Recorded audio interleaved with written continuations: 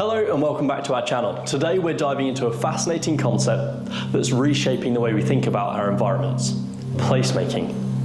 Placemaking is all about the intentional design and management of public spaces to create environments that promote people's health, happiness and well-being.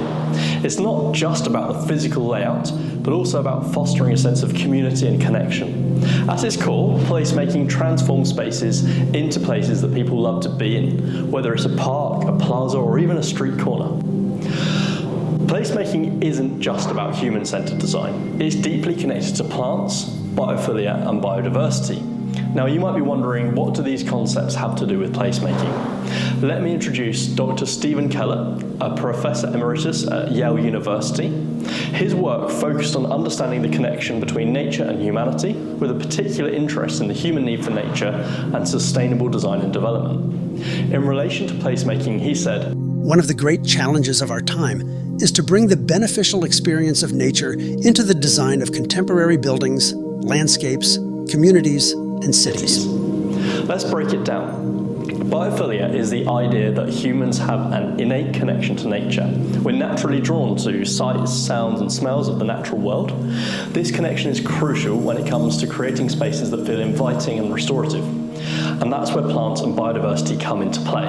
As for the benefits of linking biophilia and placemaking, integrating plants and diverse ecosystems into urban spaces doesn't just make them look more appealing, it also promotes physical health, I've linked a video on this, and mental well-being and a video on this, and it supports local wildlife and improves air quality. In other words, it makes these places more alive and vibrant, turning them into spaces where people want to spend time. Another fascinating thing about placemaking is it's not just about aesthetics or community spirit, it also has economic benefits. Well-designed public spaces can increase property values, attract businesses and reduce crime rates. For example, Bryant Park in New York City saw a significant increase in foot traffic and a decrease in crime after a placemaking initiative transformed it into a beautiful public space. Now you might be thinking, who exactly is responsible for placemaking? Whilst the answer is everyone, the people who can have the most impact through their day jobs are urban planners, architects, interior designers and landscape architects and indoor planting experts. On top of that, community members also play a part, whether it's a small company like Urban Oasis here in Vauxhall who use their profits to plant up the local area, or people who organise litter picks and events. It's a collaborative effort where each voice contributes to creating spaces that truly reflect the needs and desires of the people who use them. Placemaking works best when it's inclusive, drawing on the local culture, history and the natural environment. By involving the community in the process, the resulting spaces are more likely to be cherished and maintained. If that sounds a bit cliched, I have an amazing example of this. Vauxhall Pleasure Gardens. This was once a 12-acre public space for events and entertainment, but almost all of it has been developed over. The local community has stepped in to preserve the remaining gardens, and an amazing group of architects, engineers, local residents and businesses have joined together to form Our Vauxhall, a community group dedicated to placemaking in the neighbourhood.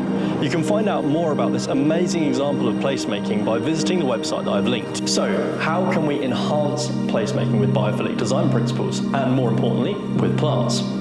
Biophilic design is the practice of incorporating nature and natural elements into our built environments. It's about more than just adding a few pot plants, nice though they are.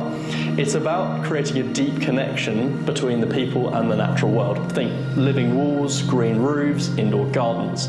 These aren't just decorative, they're functional. They reduce stress, boost creativity, improve productivity, as well as the economic benefits we mentioned earlier on. There's also biodiversity, where we use a variety of plant species that support local ecosystems, attract pollinators, and even provide food sources for urban wildlife.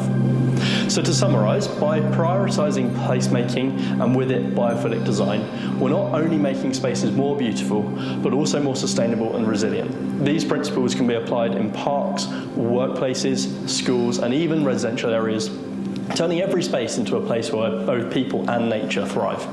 Over the next few months, we'll be diving deeper into these topics, as well as starting a series showing you actual design schemes and how to practically implement the things we're talking about. I hope you found this video helpful. If you liked it, make sure to subscribe to us on YouTube and give me a follow on LinkedIn. And as always, thanks for watching and I'll see you next week. Bye for now.